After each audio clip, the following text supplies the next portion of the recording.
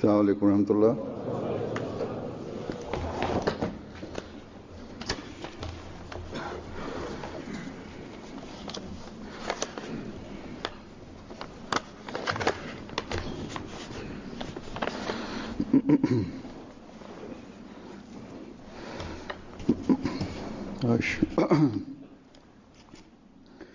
أشهد أن لا إله إلا الله وحده لا شريك له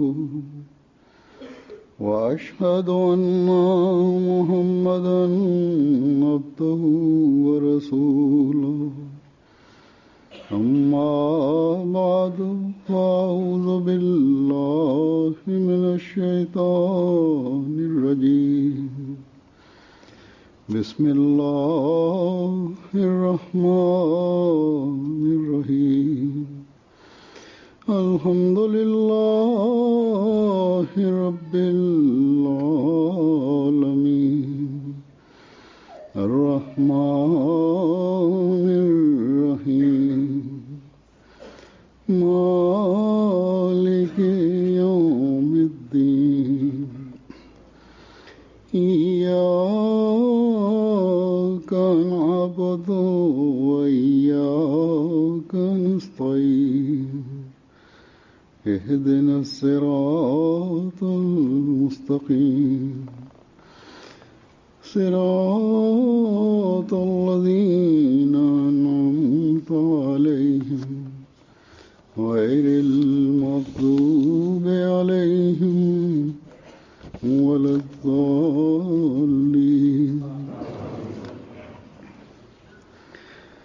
وإذ يرفع إبراهيم القواعد من البيت وإسماعيل ربنا تقبل منا إنك أنت السميع العليم ربنا واجعلنا مسلمين لك ومن ذرياتنا أمة مسلمة لك وأرنا مناسكنا وتب علينا إنك أنت التواب الرحيم ربنا وابعث فيهم رسولا منهم يتلو عليهم آياتك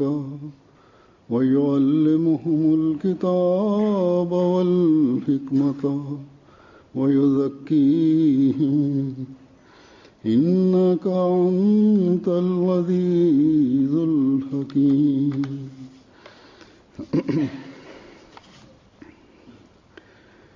इन आयात का तर्जुमा यह है कि और जब इब्राहिम उस खास घर की बुनियाद को Khalifa mtukufu ayyadahullah taala bin Aziz anasema kwamba tafsiri ya aya hizi ni kama ifuatayo: na kumbukeni Ibrahimu alipoinua misingi ya nyumba na Ismaili pia wakaomba, e Mola wetu utupokelee, hakika wewe ndiwe mwenye kusikia mwenye kujua.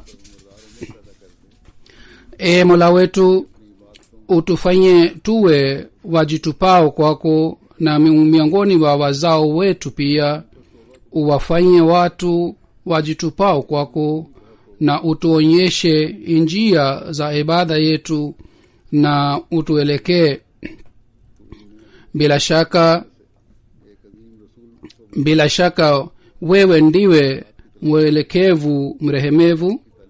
E Mola wetu niunue mtume kati yao atokaye miongoni mwao, awasomee aya zako na kuwafundisha kitabu na hekima na kuwatakasa. Hakika wewe ndiwe mwenye nguvu mwenye hekima.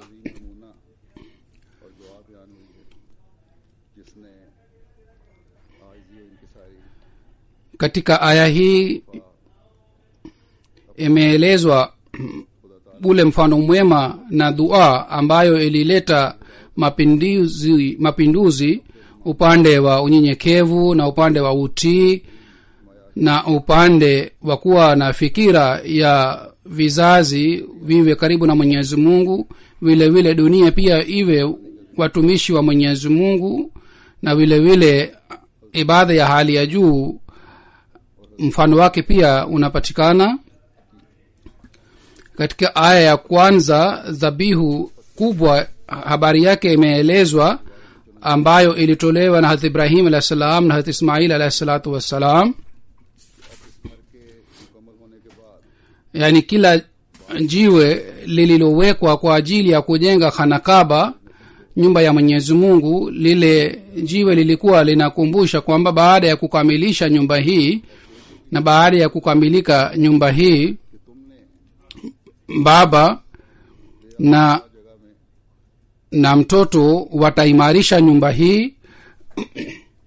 Na nyumba ile ilikuwa inamkumbusha mtoto kwamba wewe utaishi katika jangwa hii kwa ajili ya kuimarisha nyumba hii ya Mwenyezi Mungu. Manabii hawa wote wawili walikuwa na yakini juu ya ahadi ya Mwenyezi Mungu kwamba siku moja nyumba hii itakuwa mashuhuri sana, lakini walikuwa hawajui kwamba hii itatokea lini. Wakati huo nyumba ile ilipojengwa, basi dhabihu tu ilikuwa inaonekana, lakini pamoja na hii unyenyekevu ulikuwa ya hali ya juu, na walikuwa wanafanya dua kwa Mola wao kwamba Mola, hii kazi ambayo tunafanya ya kujenga nyumba yako, hii ni kwa fadhili zako, basi utupokelee kujitolea kwetu. Kulikuwa hakuna kibri au wala kwa ajili ya kuonyesha wengine kwamba sisi tunajenga nyumba au tupate ujira wake kwa sababu tumejenga, bali Mwenyezi Mungu ambaye anapokea maombi, walikuwa wanafanya dua hii kwamba Mola, utupokelee maombi yetu yoyote tulikuwa tunayo, tumejitolea, na tunaahidi kwamba siku za usoni pia tutaendelea kujitolea, bali sisi tunataka kwamba vizazi vyetu pia vijitolee. Na hii ilikuwa dua ambayo walifanya wale manabii wa Mwenyezi Mungu.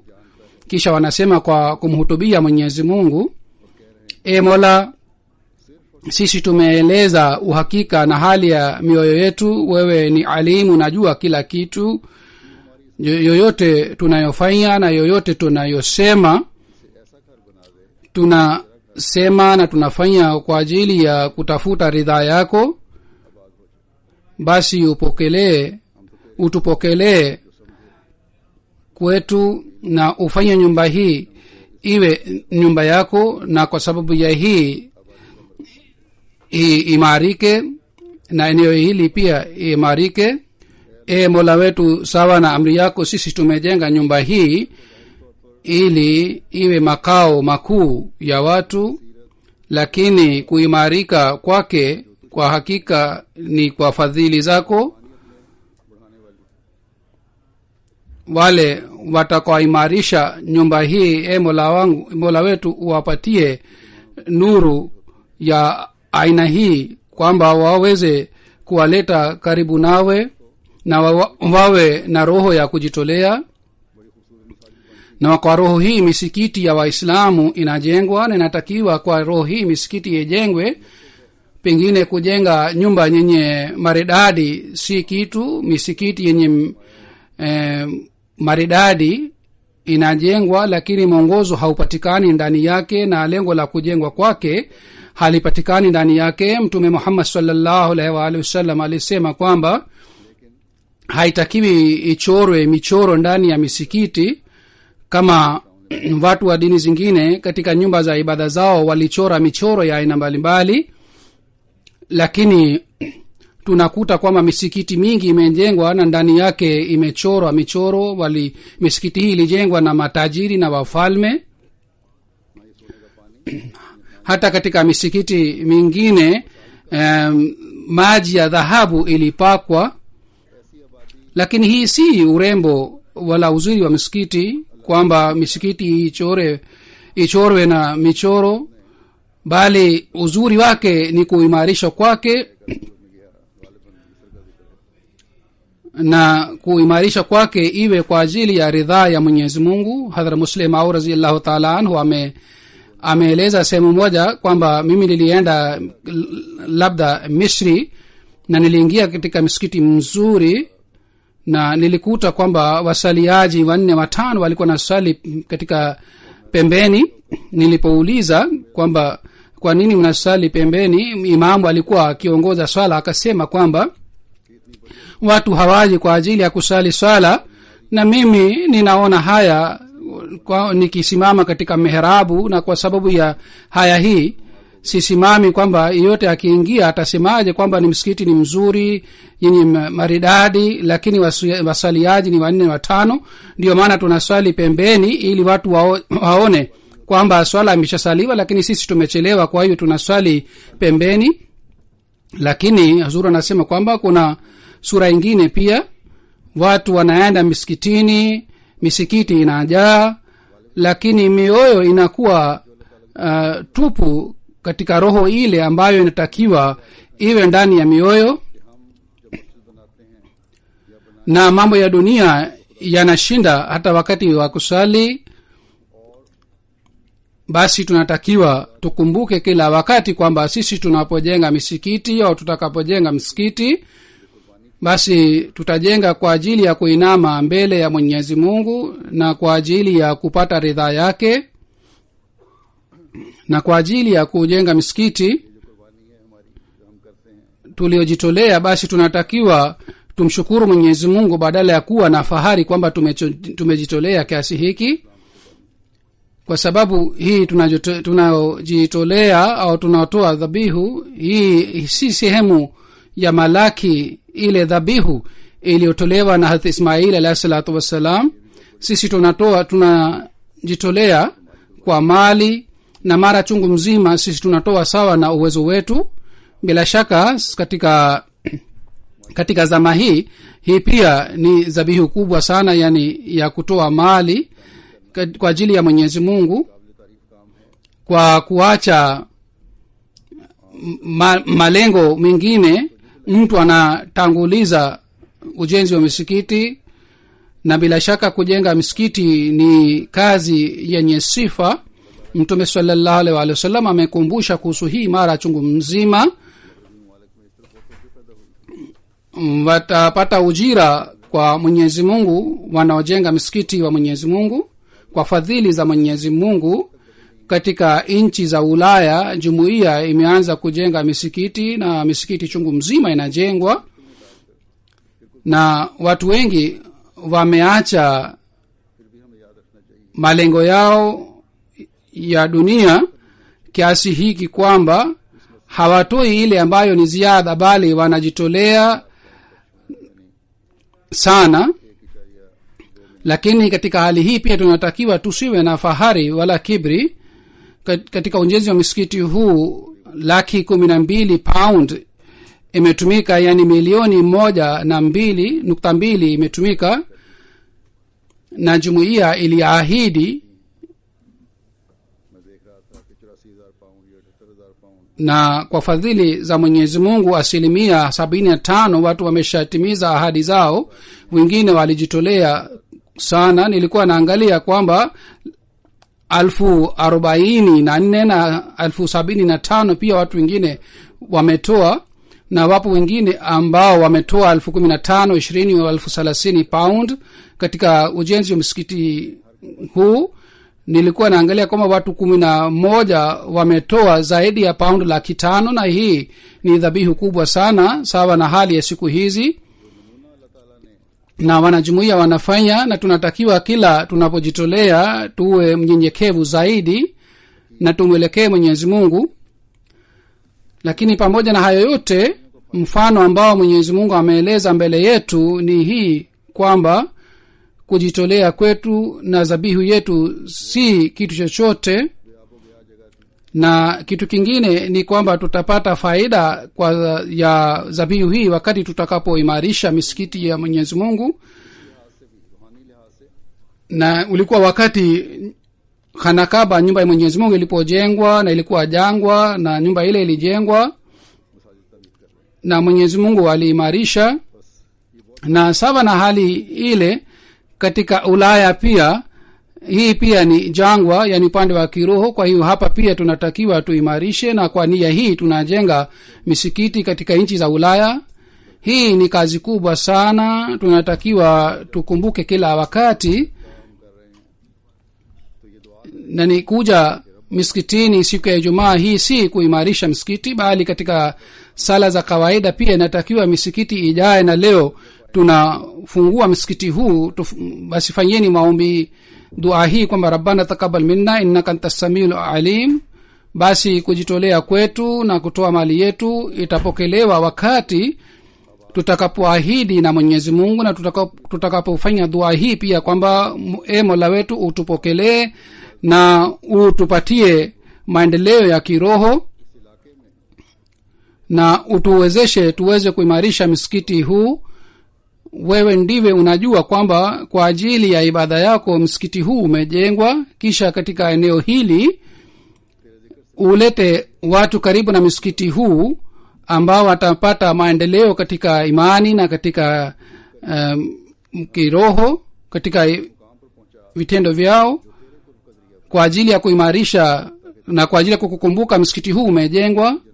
Basi kwa kupokea zabihu yetu hii utupatie daraja na hali ambayo inatupatia ridhaa yako, ili tuwe warithi wa pepo yako.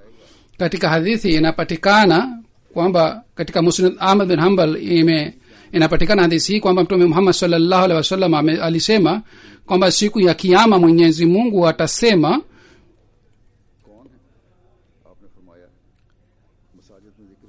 watu watajua hivi karibuni ni nani mwenye heshima. Na mtu mmoja akasema ni mwenye heshima. Wenye heshima kina nani?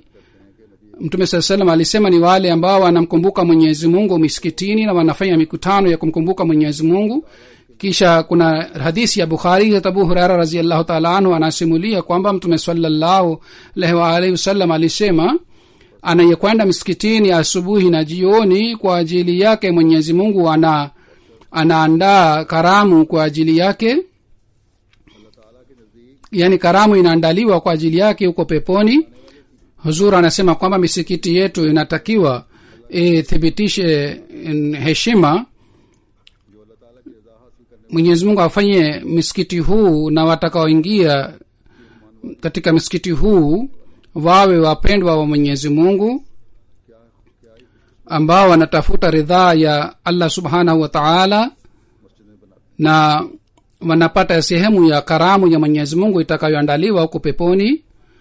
Basi wenye bahati nzuri ni wale ambao wanajenga misikiti kwa nia hii, na kwa nia hii wanaingia misikitini.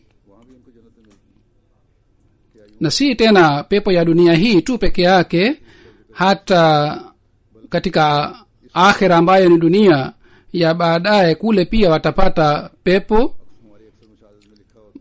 Bali tuseme kwamba wao hawatafuti pepo ya akhira tu, bali wanatafuta pepo ya dunia hii pia. Katika misikiti yetu inaandikwa maandiko haya kwamba ala bizikrillahi tatma'innul qulub, yani kumbukeni, mioyo inapata utulivu kwa kumkumbuka Mwenyezi Mungu.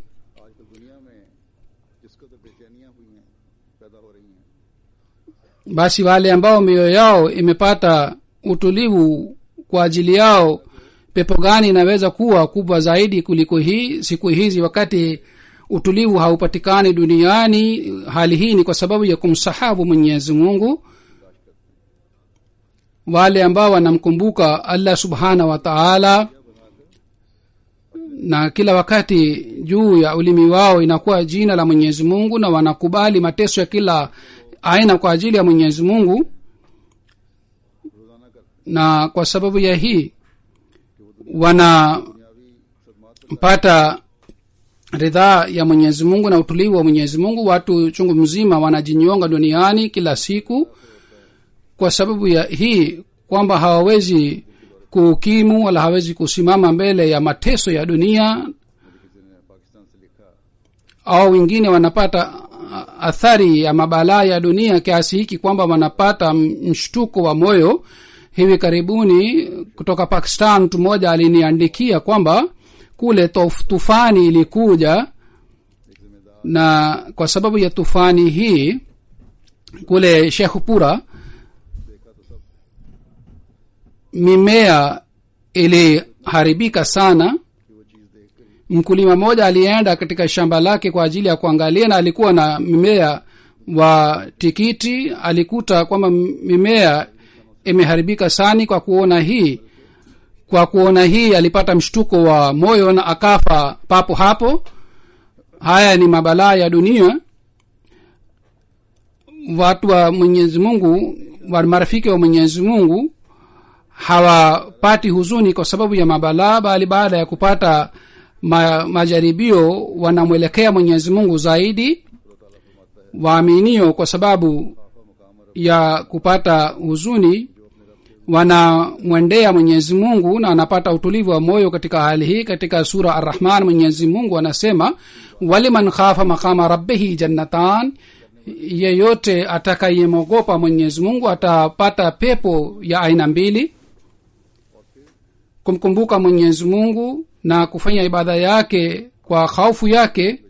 Wanafanya hivi kwa kupata utulivu wa moyo watapata pepo katika dunia hii. Kisha pepo hii ya dunia ambayo inapatikana kwa sababu ya kuwa mtumishi Mwenyezi Mungu inampatia pepo ya akhira pia. Kisha aya pili ambayo nilisoma, Hazrat Ibrahim alayhis salam na Ismail alayhis salam wanafanya dua hii: Rabbana waj'alna muslimin lak, e Mola wetu utufanye sisi tuwe watiifu wako na utufanye sisi tuwe watu wema.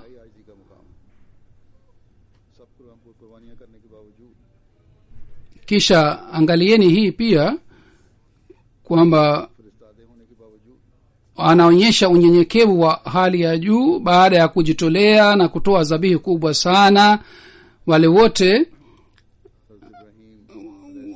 kwa kuwa walikuwa manabii wa Mwenyezi Mungu walifanya dua hii: e Mola wetu utufanye sisi tuwe watu wema wako na watiifu wako. Hazrat Ibrahim alayhi salatu wassalam aliacha mke wake na mtoto wake jangwani sawa na amri ya Mwenyezi Mungu, na kwa kuwa na hali hii alifanya dua hii kwamba e Mola unifanyie niwe mtiifu wako. Aliacha kila kitu kwa ajili ya Mwenyezi Mungu, mke na mtoto, lakini alifanya dua hii kwamba unipatie utii wa aina hii kwamba niwe mtiifu mkamilifu. Na mtoto alikuwa tayari kujichinjwa, na hii ilikuwa kwa ajili ya ridhaa ya Mwenyezi Mungu. Lakini pamoja na hali hii anafanya dua hii kwamba e Mola utujalie tukubali amri zako zote na tuwe waaminifu na watiifu wako. Hii ndiyo ni daraja muamini anatakiwa apate katika maisha yake, kwamba wakati wote asiwe na fahari kwa sababu ya vitendo vyake vizuri na kwa sababu ya mema yake, na asiwe na kibri kwamba amejitolea kiasi hiki na hiki, bali kila wakati mbele ya Mwenyezi Mungu anatakiwa aogope na aseme kwamba amali zetu si kitu chochote. Ikiwa fadhili zako ikipatikana, basi tutakuwa watu wema, tunaweza kuwa watumishi wako. Basi sisi tunakuomba na tunafanya maombi kwa unyenyekevu sana kwamba e Mola wetu utubakishe katika mwema na utufanye sisi tuwe watiifu wako, na utufanye sisi tufuate njia za ridhaa yako. Na kwa ajili ya lengo hili mwanadamu ameumbwa, na si kwamba kwa ajili yake tu tunafanya maombi, bali kwa ajili ya kizazi chetu pia tunafanya maombi. dua hii ni wa zurriyatan ummatan muslimatan laka, yani katika vizazi vyetu pia wapatikane watiifu watakaojitolea kwa ajili yako. Huzur anasema kwamba baada ya kujenga nyumba ya Mwenyezi Mungu walikuwa hawana fikira kwamba imarike katika maisha yao tu, bali walikuwa na fikira hii kwamba kwa ajili ya kuimarisha nyumba ile na kwa ajili ya kupata baraka kutoka katika nyumba ile na kwa ajili ya kumtii Mwenyezi Mungu miongoni wa vizazi vyetu watu wa aina hii waendelee kupatikana. Hii inatakiwa iwe dua ya muaminio. Huzur anasema kwamba hili ni funzo kwa ajili yetu kwamba watu wazee na wakubwa tu wao si tu wao waje misikitini, au wale ambao hawana shughuli nyingine wao tu waje misikitini, bali kwa kutoa nafasi katika shughuli watu waje kwa ajili ya ibada. Vile vile tujitahidi kuwaleta watoto wetu pia misikitini katika vizazi vyetu, katika watoto wetu na katika vijana wetu pia wawe na shauku ya kumwabudu Mwenyezi Mungu. Na kwa ajili ya hii inatakiwa tufanye juhudi, na pamoja na hii tufanye dua sana. Mwenyezi Mungu ambaye anajua hali ya mioyo na anapokea maombi yanayofanywa kwa nia safi, basi fanyeni dua hii kwamba shauku hii ya ibada na shauku hii ya kufuata amri za Mwenyezi Mungu, hii hali inapopatikana basi iendelee kupatikana katika vizazi vyetu pia. Ikiwa sisi wenyewe ni wavivu kutekeleza amri za Mwenyezi Mungu na kufanya ibada, basi vizazi pia vinakuwa wavivu. Kila ujenzi wa misikiti inatukumbusha kwamba turekebishe hali yetu na tufanye maombi, na pamoja na hii tunatakiwa tuzingatie malezi ya watoto wetu pia. Hazrat Ibrahim alayhi salatu wassalam na Hazrat Ismail alayhi salatu wassalam walipofanya dua hii, arena manasikana wa tub alaina, dua hii inatukumbusha kuhusu ibada na kuhusu malezi yetu, na vile vile inatukumbusha kuhusu malezi ya watoto wetu pia. Manasikana maana yake ni kwamba ibada na haki zote na mambo yote ambayo tunatakiwa tufanye, basi tunatakiwa tufanye na tutekeleze. Pamoja na kufanya ibada tumekumbushwa kuhusu haki za Mwenyezi Mungu. Kisha hii pia kwamba baada ya kutimiza haki za Mwenyezi Mungu na kufanya ibada, mtu asijione kwamba amefanya kazi kubwa sana au amejitolea sana, bali dua hii ni kwamba watubu alaina, Mola upokee toba yetu, utuelekee na upokee toba yetu kiasi hiki kwamba hata kama tunakosea makosa madogo madogo, basi utusamee. Bila shaka wewe ndiwe unakubali toba na ni mrehemevu. Basi kama mtu akifanya dua hii kwa mfululizo mwenyewe, basi lengo la kujengwa msikiti litapatikana.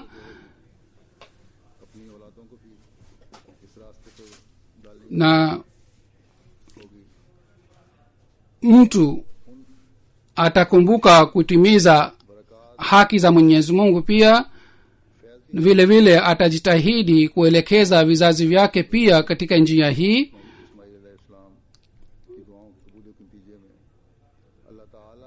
Na tutapata baraka ya hali ya juu ambayo yalipatikana kwa sababu ya maombi ya Ibrahim na Ismail alayhi salatu wasalam.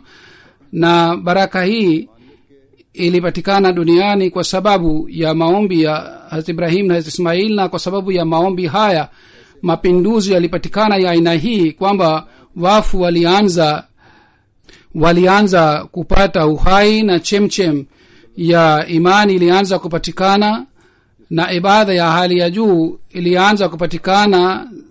Kabla ya hii watu hawakushuhudia wala hawakusikia, na kwa sababu ya maombi haya alipatikana mtume huyo Muhammad sallallahu alaihi wa alihi wasallam. ibada ilikamilika juu yake na utii pia ulikamilika juu yake na kutimiza haki za Mwenyezi Mungu pia zilikamilika juu yake.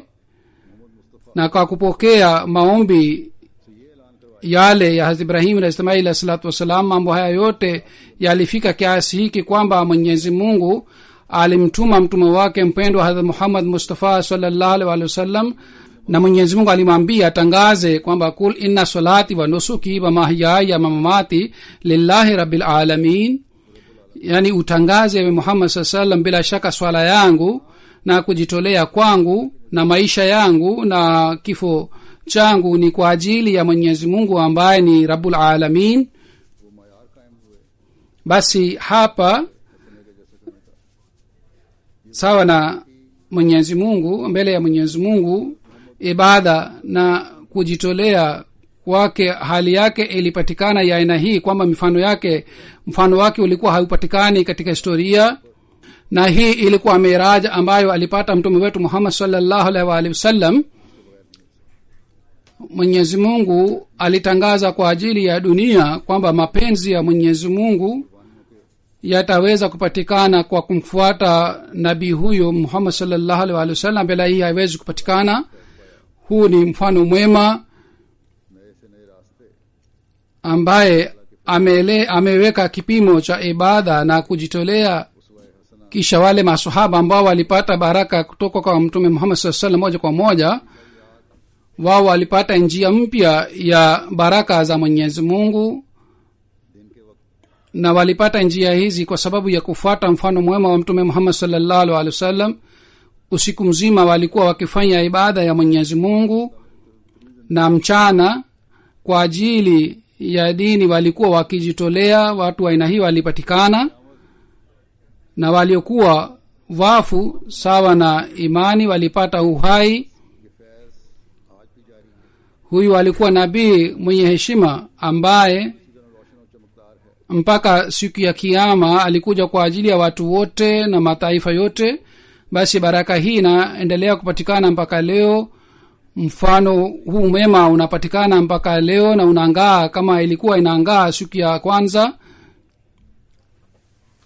Mafundisho mazuri yaliyoshuka juu ya mtume Muhammad sallallahu alaihi wasallam, mafundisho yale yanaangaa mpaka leo. Katika zama hii Mwenyezi Mungu alimjalia nabii huyu mwenye heshima mtoto wa kiroho ambaye alimekuja katika watu wa akharin, na ameuisha dini tukufu ya Islam. Na katika hii ni kusoma aya za Mwenyezi Mungu na kueleza hekima. Ameeleza kazi hii zote. Kisha wale waliompokea Imam Mahdi alayhi salatu wasalam, wao pia walijitahidi imani yao na vitendo vyao wiwe sawa na mfano wa mtume Muhammad sallallahu alaihi wasallam, na walifuata mafundisho ya Islam kiasi hiki kwamba maadui wa Ahmadiyya pia walilazimika kusema kwamba ikiwa mtu yeyote anayetaka kuona mfano mwema wa Islam basi aone katika wanajumuiya. Hiki ni kipimo ambacho wazee wetu walionyesha, na kwa sababu ya hii waliziba midomo ya maadui, na maadui walikiri na walikubali kwamba picha halisi ya Islam inapatikana katika wanajumuiya.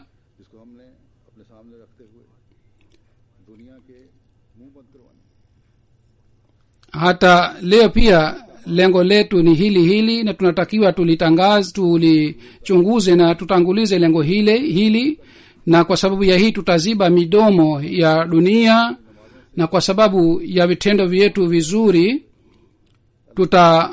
tutavuta watu kwenye mafundisho mazuri ya Islam. Kwa sababu ya ibada na kwa sababu ya swala na kwa kufanya maombi katika sijda tutapata fadhili za Mwenyezi Mungu, tutavuta fadhili za Mwenyezi Mungu. Na pamoja na hii tutajitahidi kwamba tuwafanye vizazi vyetu pia wao pia waje misikitini na waungane na misikiti, ndipo tunaweza kutimiza haki ya kujenga msikiti. ndiyo maana tunaweza kupata baraka katika dua hii, rabbana taqabbal minna innaka antas samiul alim. ndipo tunaweza kutimiza haki ya kujiunga na imamu wa zama hii. ndipo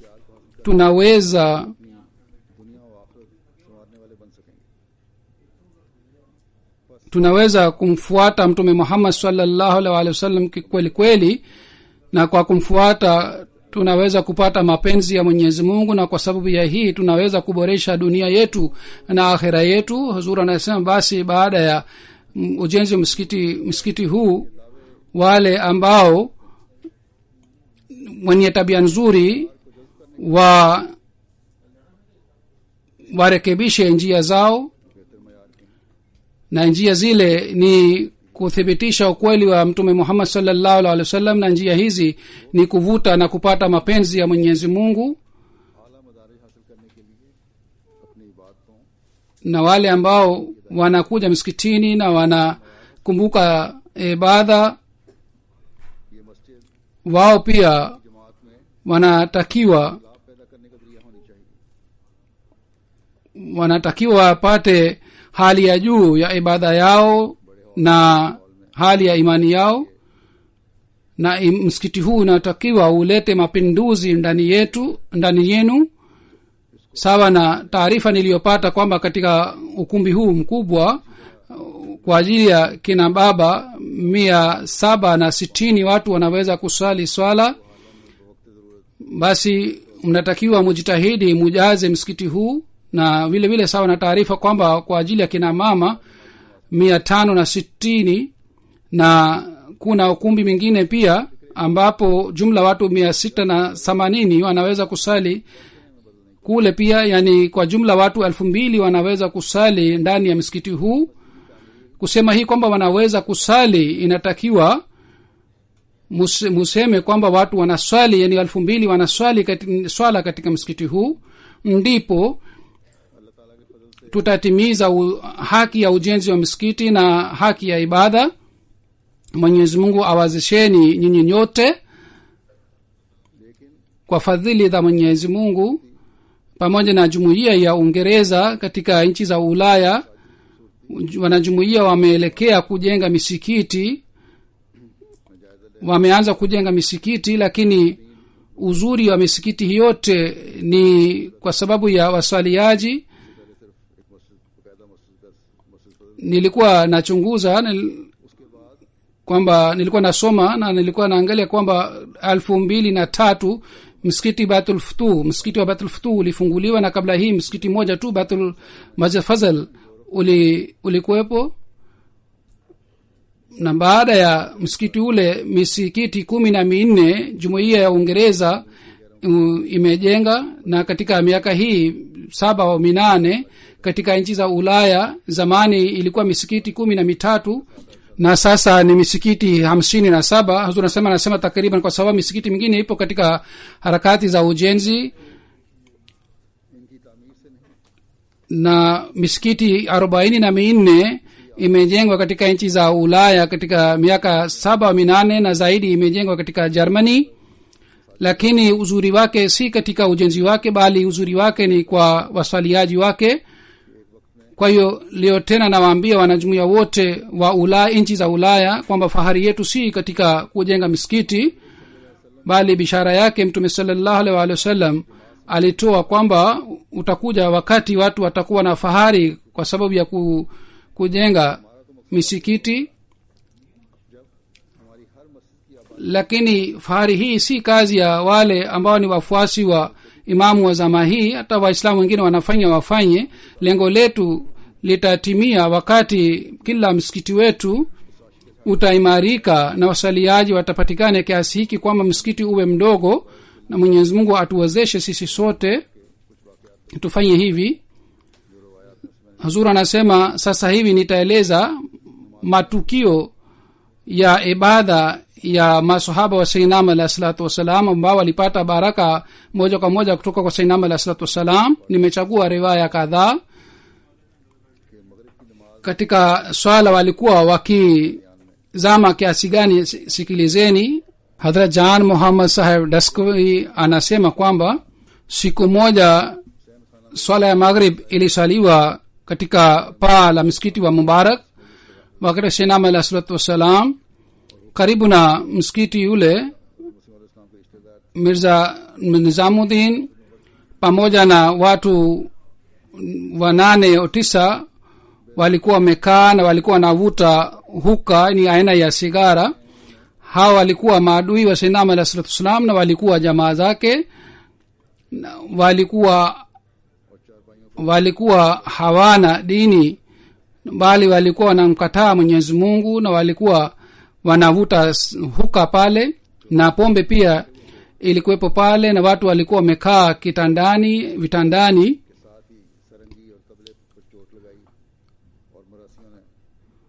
Na watu wote ambao walikuwa wamekaa pale, sisi tulipoanza kusali swala ya maghrib, takbiri ya kwanza iliposemwa wakaanza kupiga muziki na watu wakaanza kuimba nyimbo kwa sauti ya juu. Lakini anasema kwamba sisi tulizama katika sala yetu kiasi hiki kwamba tulikuwa hatusikii kitu wanafanya nini. Waliendelea kupiga muziki, lakini sisi tulikuwa tumezama katika sala yetu kiasi hiki kwamba hatukujua wanafanya nini. Hazrat Hakam Ali Sahib radhiyallahu ta'ala anhu anaeleza hali ya mabadiliko yake aliyopata baada ya kufanya bayat, kwamba baada ya bayat kwa sababu ya mapenzi hali yangu ilikuwa kiasi kwamba kila mwezi nilikuwa nikienda Qadian. Basi maisha yangu ilikuwa ni kumzuru Sayyidina alayhi salatu wassalam.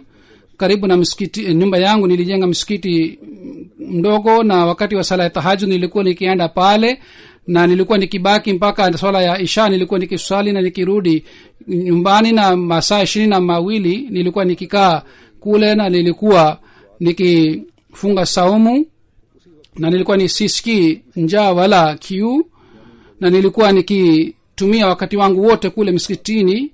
Na hali yangu ilikuwa kiasi hiki kwamba nilipokuwa nikifanya maombi mara moja, basi nilikuwa nikipata habari yake kwa njia ya ruya.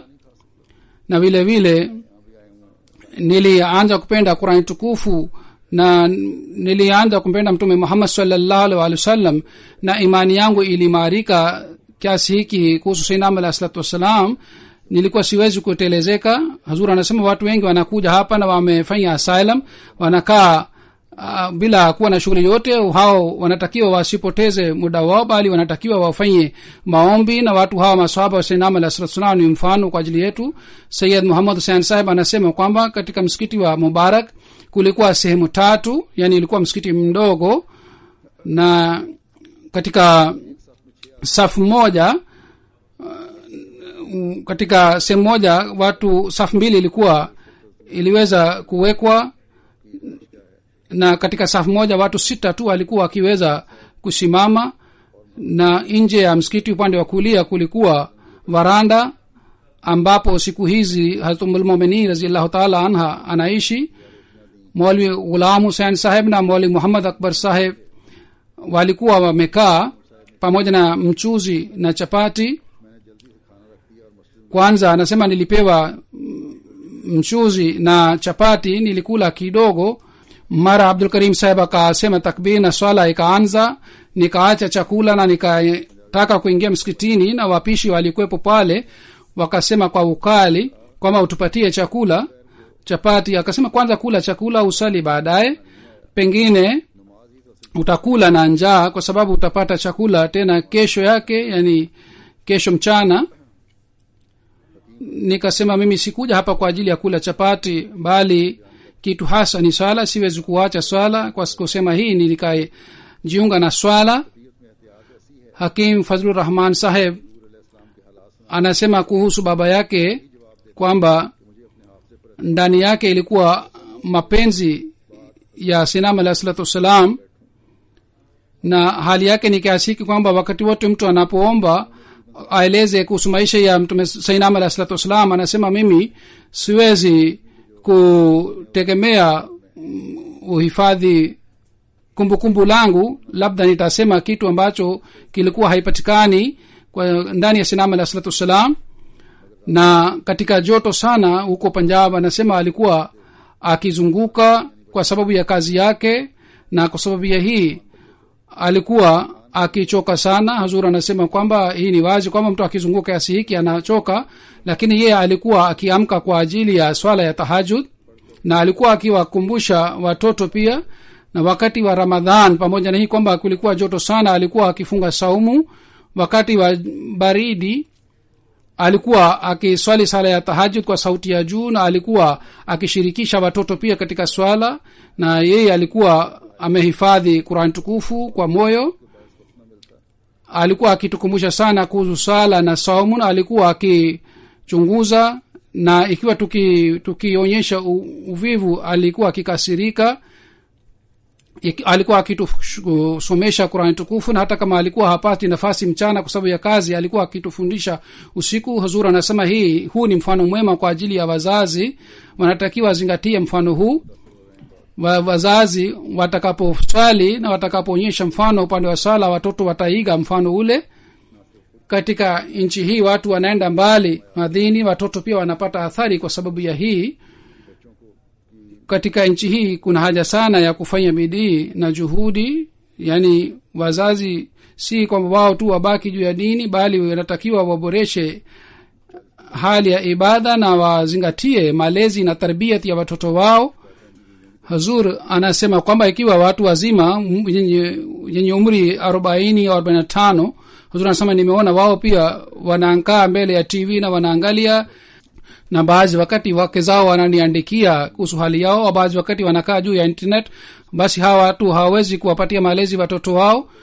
Basi wanajumuia wanaoishi katika nchi hizi hususan, na kwa jumla wanajumuia wote wanaoishi duniani ni challenge,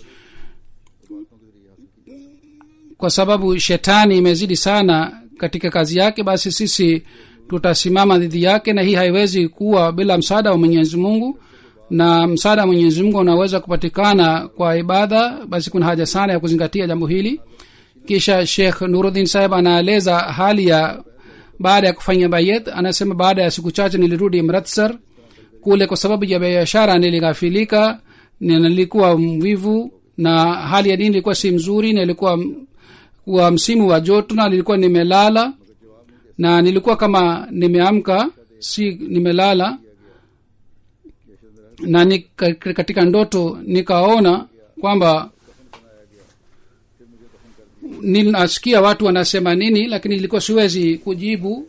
Niliona hali yote kwamba nilioshwa, yani mwili wangu ulioshwa na nilivishwa sanda, kisha nilizikwa. Na watu waliporudi baada ya kunizika, basi kaburi ilinifinya upande zote kiasi hiki kwamba mimi siwezi kuvumilia. Katika hali nikamuona mbele yangu Sayyidina Ali sallallahu alaihi wasallam alikuwa amesimama, na kwa kuniashiria anasema kwamba je, uliniahidi hii? Na upande mmoja nilikuwa na shida, na kwa kusikia maneno haya Sayyidina Ali sallallahu alaihi wasallam nililia sana, na nikasema Hazur, nilisahau, nisamee na tubu, na mimi sitaonyesha tena uvivu huu. Hadhrat Sahib yani Sayyidina Ali sallallahu alaihi wasallam akaondoka, nikaamka na nikarudi katika hali ile, lakini nilikuwa na hofu na nilikuwa katika shida kiasi hiki kwamba nilikuwa nalia na nilikuwa na hofu sana. Kisha nikaanza kusali swala, na kwa muda mrefu athari ya tukio hili lilikuwa juu ya mwili wangu, na niliendelea kusikia maumivu yake pia. Hazur anasema kwamba uvivu uliokuwa ukipatikana wakati huo na watu wema, basi ikiwa Mwenyezi Mungu alitaka kuwarekebisha, alikuwa akiwaonya kwa njia hii. Na hii pia ni mapenzi ya Mwenyezi Mungu, hii pia ni mfano wa mapenzi ya Mwenyezi Mungu. Hataki waja wake waendelee kupotea. Kisha ni mfano kwa ajili ya kina mama pia. Baadhi wakati kwa kuleta udhuru ya aina mbalimbali hawaswali swala kwa mfululizo, wanaleta udhuru ya aina mbalimbali. Lakini wapo wengine kina mama ambao ni waswaliaji zaidi kuliko kina baba. Hazrat Mai Kako Sahib radhiyallahu ta'ala anha anasema kwamba safari moja sisi kina mama chache tulienda kumuona Sayyidina Ali sallallahu alaihi wasallam. Maulvi Kamuruddin Sahib mama yake akaniambia kwamba tunasali sala ya maghrib na isha pamoja, yani tunachanganya kwa sababu ya kazi, tufanye nini? basi umwombe sainam alah salatu wassalam anasema nini. Basi nikasema kwamba kina mama kwa sababu ya watoto na shughuli wanachelewa kusali sala ya maghrib na wanachanganya sala zote mbili. sainam alah salatu wassalam anasema kwamba mimi sioni ni hivi, ikiwa mtu akijitahidi haiwezi kuchelewa kusali sala ya maghrib, lakini kama hali hii inapatikana basi kina mama wanatakiwa wachanganye sala ya isha pamoja na sala ya maghrib, kwa sababu wakati wa sala ya maghrib malaika wanashuka kama wakati wa alfajiri wanashuka. Basi ikiwa wanalazimika kuchanganya basi wachanganye pamoja na sala ya maghrib. maikako sahab akasema baada ya riwaya hii kwamba tangu siku ile mpaka leo tumeweka nidhamu hii, system hii, kwamba tulikuwa tukitayarisha chakula kabla ya swala na tunawapatia watoto chakula, kisha tunakuwa na nafasi kwa ajili ya swala ya maghrib. Huzuri anasema hii ilikuwa mfano ya hawa watu. Hawakuzingatia kwamba wasichanganye swala mbili, bali walizingatia wanawezaje kusali sala ya maghrib kwa wakati wake na kwa isha kwa wakati wake. Huo ni mfano kwa ajili ya kina mama na kwa ajili ya watoto wao. sayyidina alayhi salatu wasalam anasema kwamba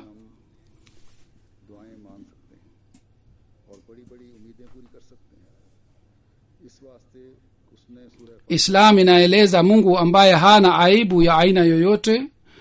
Kwake tunaweza kumuomba na tunaweza kumtegemea yeye. Ndiyo maana ametufundisha dua hii katika sura al-Fatiha kwamba mtuombe ihdina sirata al-mustaqima sirata allazina an'amta alaihim, e Mola utuonyeshe njia iliyonyoka, njia ya wale ambao walipata baraka zako na uliwafadhili. Na alitufundisha dua hii ili tusitegemee hii tu kwamba tumeamini, bali kwa kufanya hivi mufanye vitendo na mupate, kwa sababu hii mupate in'am na fadhili wanapata wapendwa wa Mwenyezi Mungu. Yeyote anayekuja kwa Mwenyezi Mungu kwa nia safi hawezi kupotea. Hii ni kweli kwamba wale wanakuwa Mwenyezi Mungu, Mungu anakuwa wao. Mwenyezi Mungu anawanusuru, anawapatia msaada na anawajalia in'am kiasi hiki kwamba watu wanapata baraka kutoka katika nguo zao pia. Mwenyezi Mungu ametufundisha dua hii ihdina siratal mustaqim ili sisi tufungue macho yetu na tuone kazi tunayofanya matokeo yake yamekuwaje. Baadhi wakati mtu anafanya kitendo na hapati matokeo mazuri, basi anatakiwa achunguze vitendo vyake kwamba sababu yake ni nini, kwamba kwa nini matokeo mazuri hayapatikani. Kisha anasema sayyidina alayhi salatu wasalam kuhusu ibada halisi kwamba kupata ibada halisi ni hivi kwamba mtu asimame mbele ya Mwenyezi Mungu kana kwamba anamuona Mwenyezi Mungu. Ikiwa hali hii haipatikani, basi ajue kwamba Mwenyezi Mungu anamuona na asiwe na shirki ya aina yoyote, na amtii Mwenyezi Mungu na afanye maombi yaliyofanywa na Mtume sallallahu alaihi wasallam, vile vile maombi mengine, na afanye istighfar na toba sana, na aeleze mara kwa mara kwamba yeye ni mnyenyekevu na ni dhaifu, ili aweze kupata nafsi nzuri na ajizame katika mapenzi ya Mwenyezi Mungu. Na hii ni mukhtasari wa swala, na hii yote inapatikana katika sura al-Fatiha. Angalieni iyyaka na'budu wa iyyaka nasta'in, imeelezwa kama mimi ni dhaifu na msaada umeombwa kwa Mwenyezi Mungu, na baada ya hii imefanywa dua ya kushika njia ya manabii na watu wema na kupata in'am, na in'am iliyopatikana baada ya kuja kwa manabii wa Mwenyezi Mungu, na zawadi na baraka inayoweza kupatikana kwa kufuata njia zao. Kisha imeombwa dua hii kwamba upushe katika njia ya wale waliokataa manabii wao na walionyesha kibri na walipata ghadhabu na adhabu katika dunia hii, au wale ambao wamefanya dunia hii kama ni lengo lao na wameacha njia iliyonyoka. Na lengo la swala ni dua. Kwa hiyo tunatakiwa tufanye dua kwa nia hii kwamba imani halisi ipatikane na mapenzi ya Mwenyezi Mungu yapatikane, na uasi ambao unaharibu imani tuchukie, ndipo msaada wa Mwenyezi Mungu utapatikana. Mambo yote ya dunia, mali na heshima, basi Mwenyezi Mungu atangulizwe juu ya mambo hayo yote, na yeye awe mpendwa wetu. Yeyote anayefuata njia nyingine min ghairi ya hii hali yake, ambayo hali yake haipatikani katika Qur'an tukufu, basi yeye ni mwongo. Swala kwa hakika ni dua ambayo inafanywa kwa njia iliyofundishwa. Baadhi wakati tunasimama, baadhi wakati tunainama, baadhi wakati tunafanya sijda. Yeyote ambaye haelewi jambo hili, basi yeye anapoteza muda wake. Watu wengine wanaenda misikitini, wanaswali swala na wanafanya vitendo vingine pia vya Islam, lakini hawapati msaada wa Mwenyezi Mungu na mabadiliko hayapatikani katika hulka zao. Hii inaonyesha kwamba ibada yao ni ibada ya kuwaonyesha watu wengine, hakuna uhakika ndani yake. Kwa sababu mtu anapofuata amri ya Mwenyezi Mungu, mfano wake ni kama mbegu, athari yake inapatikana katika roho na katika imani. Mtu anafanya juhudi na anapanda mbegu ndani yake. Ikiwa baada ya miezi miwili ikiwa mbegu ile haioti, basi tunasema kwamba mbegu ile ni imekufa au si nzuri. Hii ndiyo ni hali ya ibada. Ikiwa mtu anaamini kwamba Mwenyezi Mungu ni mmoja, anaswali swala, anafunga saumu, na kwa kidhahiri anafuata amri zote za Mwenyezi Mungu, lakini hapati msaada wa Mwenyezi Mungu kutoka kwake, basi katika hali hii tunasema kwamba mbegu anayopanda ile mbegu si nzuri.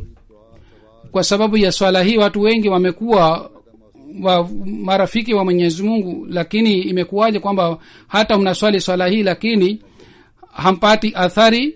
Mfano wake ni kwamba kama mnatumia dawa tiba, ikiwa hampati faida kwa sababu ya dawa ile, inasema kwamba dawa hii si nzuri. Hii ndiyo inatakiwa iwe hali ya swala. Mwenyezi Mungu atujalie tuweze kuelewa ujumbe huu na tuweze kuishi sawa na ujumbe huu.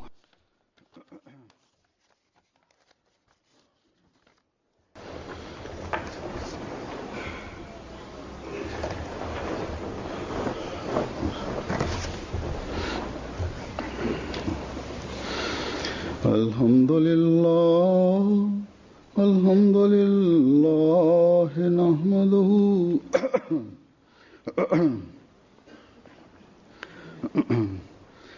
alhamdulillah nahmaduhu wa nasta'inuhu wa nastaghfiruhu wa nu'minu bihi wa natawakkalu alayhi wa na'udhu billahi min shururi anfusina ومن سيئات أعمالنا